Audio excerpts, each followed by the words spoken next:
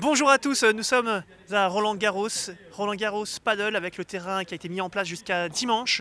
Et puis avec nous, je viens de dire sélectionneur de l'équipe de France Dames, mais aussi on va le questionner en tant que directeur du tournoi Human Paddle Open qui se déroule, qui commence dans 2 semaines. Ça va arriver très très vite. Salut Robin. Salut, bonjour à tous. Le compte à rebours est véritablement lancé. Compte à rebours lancé avec les meilleures joueuses, les meilleurs joueurs du monde. Top départ au Fort Paddle pour les pré-Prévia et ensuite tableau principal. Ouais, tout à fait. Les pré-Prévia commenceront, donc les pré-qualifications pour les non-hispanophones commenceront le 12, dimanche 12 au Fort Paddle à Colomiers, dans un accès totalement gratuit pour tous. Les pré-Prévia et Prévia se termineront donc le mardi soir, puis commenceront au Fort Paddle une partie du tableau féminin et peut-être quelques petites surprises, j'en dis pas plus, et une partie du tableau féminin donc du mercredi et jeudi. Et pour le Palais des Sports, on commencera donc le 15, mercredi 15, l'ouverture du Palais des Sports avec les premiers tours du tableau masculin jusqu'au dimanche 19 avec nos deux finales hommes et femmes. Pour ce Human Paddle, il y aura des surprises, tu nous l'avais dit, il y aura aussi quelques célébrités, il y aura probablement, nous l'espérons, un concert exceptionnel avec Eyal et Flo, on les a vus tout à l'heure, peut-être du côté de la demi-finale, j'ai ouï dire. Non, mais l'idée effectivement c'est de profiter du paddle pour combiner tout ce qu'on aime. Un peu de musique, un peu de fête, un peu de célébrité, du très beau paddle évidemment. On a mis en place un espace VIP assez unique dans l'histoire du Palais des Sports. Alors effectivement, on fait jouer nos relations. On a Eyal et Flo qui donneront sans doute de la voix dans les tribunes et en dehors des tribunes. On va avoir un tournoi All-Star Paddle Game avec pas mal de célébrités qui sont en train de jouer derrière nous d'ailleurs et qu'on retrouvera à Toulouse. On aura des soirées à thème tous les soirs avec un DJ Cut Killer qui sera là le vendredi soir pour une très belle soirée, mais surtout un programme sportif unique. Pour la première fois de l'histoire en France, on accueillera donc les meilleurs joueurs et joueuses de la planète. Le top 10 mondial a confirmé sa présence et je pense que c'est une magnifique nouvelle pour le paddle français. Parmi les célébrités, tu avais déjà donné quelques noms avant. Évidemment, derrière, je ne sais pas si vous le voyez, mais on voit Robert Pires et Thierry Omeyer, qui sont des habitués maintenant, qui jouent depuis un certain temps. Quelques noms peut-être? Tony Parker sera présent, quelques joueurs évidemment du Stade Toulousain, on verra selon les résultats du top 14, mais le Stade Toulousain est incontournable à Toulouse évidemment. On peut parler de Vincent Clerc, on peut parler de Thierry Omeyer qui est là, on va parler de Teddy Riner qui va aussi passer. Raquette en main, c'est moins facile pour Teddy, mais il sera dans le coin. Non, je pense qu'on aura du beau monde et on va tous s'amuser. Alors, est-ce que tu peux nous raconter un petit peu les coulisses peut-être de ce tournoi? On sait, vous avez été, l'organisation a été presque un petit peu surprise peut-être par le phénomène paddle. On ne savait pas qu'il allait avoir un public aussi chaud. On le sait, il y a très peu de place maintenant pour le central, pour le Palais des Sports. On en est où aujourd'hui? C'est une aventure qui date depuis plus d'un an et demi maintenant. Les négociations avec le World Paddle Tour ont été âpres. On a réussi à avoir les droits il y a un petit peu plus d'un an. C'est une longue course contre la montre et effectivement on avait imaginé un palais des sports aménagé avec une jauge on va dire correcte pour le paddle en France, à savoir 3000 personnes. Et puis on a été surpris, un petit peu comme tout le monde. On a été ce qu'on appelle dans le jargon sold out le samedi et le dimanche. Donc on accueillera 2 fois 3000 personnes le samedi et le dimanche. Évidemment les autres jours, mercredi, jeudi, vendredi, ce sera un petit peu plus calme, mais on essaye de remplir et de faire le maximum. Mais en tous les cas, c'est un super signal. On a choisi aussi la région Occitane pour ça, parce que c'est une région où est né le paddle il y a maintenant 20 ans.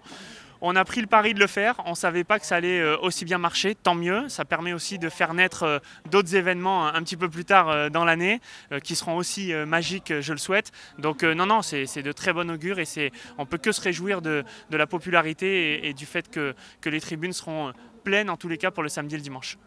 C'est une question qui a été posée il n'y a pas très longtemps. Est-ce qu'on aura l'habitude de voir ce tournoi, un tournoi professionnel, une étape à Toulouse? Est-ce que ça y est, on est parti pour de longues années au même endroit? Comment ça va évoluer les choses? C'est notre véritable souhait. Après, sans cacher la conjoncture actuelle et l'arrivée d'un nouveau circuit, on verra. En tout cas, nous, encore une fois, l'idée, c'est d'être les premiers à avoir réalisé cet événement-là, d'accueillir les meilleurs joueurs de la planète. On va essayer de délivrer un événement le plus beau possible, faire la plus belle fête possible. Et moi, je crois en valeur du travail. Lorsqu'on délivre des choses qui sont réussies, en général, il n'y a pas de raison que ça ne dure pas. En tout cas, c'est notre objectif. On verra le côté politique, FFT, Premier Paddle, World Paddle Tour.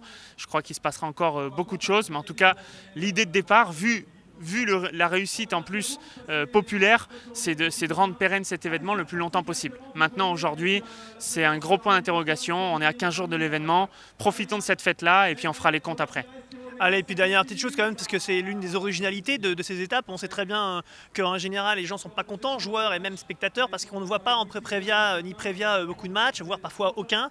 Mais là, originalité avec le partenaire NGTV, je crois qu'il va y avoir des matchs qui seront retransmis à Fort Paddle. Le partenariat va au-delà d'NGTV, évidemment, on les remercie, mais il y a un vrai partenariat avec vous, Paddle Magazine, incontournable, on le sait. Donc effectivement, les joueurs de pré-prévia et prévia seront streamés au Fort Paddle grâce à NGTV et Paddle Magazine. On pourra aussi dire qu'on verra beaucoup de Français. Il y a les 4 wildcards ont été attribués chez les hommes en pré-prévia, 4 wildcards chez les femmes. 3 wildcards chez les femmes en pré-prévia également été attribués. Il y aura également 2 équipes masculines dans le tableau final. Alix et Léa dans le tableau féminin. Et puis une autre wildcard aussi dans le tableau féminin dont je tairai le nom si tu peux me permettre parce qu'aujourd'hui on ne peut pas encore l'annoncer. Mais en tous les cas, les Français seront à l'affiche et on est content qu'NGTV et Paddle Magazine fassent partie de l'aventure. Merci beaucoup. Allez, je ne vais pas gratter du côté des dames. Par contre, j'ai une question à te poser. C'est côté messieurs. Est-ce qu'on aura une wildcard côté messieurs? Je pense à Benjamin Tison et à Théo Zapata. Est-ce qu'ils seront intégrés directement dans le tableau principal? Alors il y a 2 wildcards dans le tableau masculin. Oui. Évidemment que Benjamin, sans trahir de secret, Benjamin et Théo sont des candidats naturels et je peux presque dire qu'ils ont la wildcard, il n'y a pas de secret. Pour l'autre deuxième wildcard, il y a débat, il y a eu un arbitrage, il y a des discussions avec le World Paddle Tour, donc je n'annoncerai pas ici maintenant tout de suite le nom de la deuxième wildcard. Et chez les femmes, on aura une équipe féminine française dans le tableau final, en plus de notre Alix et Léa nationale. Une wildcard où il faut être, alors à part Ben et Théo, parce que c'est une paire formée franco-espagnole et qui a des résultats sur le circuit. Donc. Mais est-ce qu'il faut, pour obtenir une wildcard, un petit peu, d'une certaine manière, quand même, comme a fait à Miami, comme ils ont fait à Miami avec Nalé, une des paires non pas mixtes, mais des paires 100% françaises. Est-ce que c'est l'ambition, c'est l'optique ou alors Le sujet des wildcards, c'est un sujet sensible, notamment pour les meilleurs joueurs qui se voient enlever une place dans le tableau pour des joueurs qui ne sont pas forcément des joueurs professionnels. C'était le cas à Miami. Oui. En France, on évite ça parce qu'en France, on a quand même si les joueurs français ne sont pas encore dans le tableau final, on a depuis de nombreuses années de joueurs français qui parcourent le monde du paddle pour être performants. Johan, Bastien, Thomas, Jérémy, c'est des joueurs depuis longtemps. Voilà, c'est des joueurs qui ont le niveau de pré-prévia, qui n'ont sans doute pas le niveau de tableau, c'est la réalité, mais pour autant, c'est pas des amateurs, c'est des joueurs qui ont un vrai parcours professionnel dans le milieu du paddle. Donc, je pense qu'on ne sera pas critiqué sur le choix des wildcards. Après, il y a un arbitrage qui est fait, le classement français compte, les derniers résultats comptent. Voilà, on verra à la fin qui est élu. Dernière question, Robin, à titre personnel. On se sait très pris par tes différentes activités. Mais on a pu voir encore dernièrement, là aussi, des questions. Est-ce que Robin Ziza continue de jouer? Est-ce qu'on le verra sur des championnats de France? Est-ce qu'on le verra, pourquoi pas, participer également à des tournois internationaux? Pourquoi pas des tournois élites, comme c'est le cas en France avec le FFT Paddle Tour? L'envie est là, le temps moins. Ce que je peux dire, et ça c'est un peu rigolo, c'est que je vais m'envoler pour Israël pour faire les Maccabiades, donc les Jeux Olympiques pour les Juifs en Israël. Et pour la première fois de l'histoire, le paddle sera une discipline officielle des Maccabiades. Donc ça c'est pour le côté un petit peu rigolo, anecdotique. Pour le reste, oui, j'ai envie de jouer. Maintenant, je ne suis pas en grande forme. Et quand on a pas trop mal joué au paddle. On a plutôt envie de revenir dans des bonnes conditions. Aujourd'hui, mon état physique ne me permet pas d'aller lutter avec les meilleurs en toute objectivité. Maintenant, on verra. On laisse passer le World Padel Tour de Toulouse sur lequel je travaille depuis maintenant un an et demi, vraiment à plein fer. On verra après, mais en tout cas, il y a toujours des bons copains de l'équipe de France qui m'appellent de temps en temps pour faire un tournoi. C'est que c'est plutôt bon signe. Bon, c'est marrant parce que moi, il m'appelle jamais. Bon. T'as été en équipe de France, toi? Bah, Reporter reporter, officiel. Oui. Merci Rob. Merci à vous. Merci pour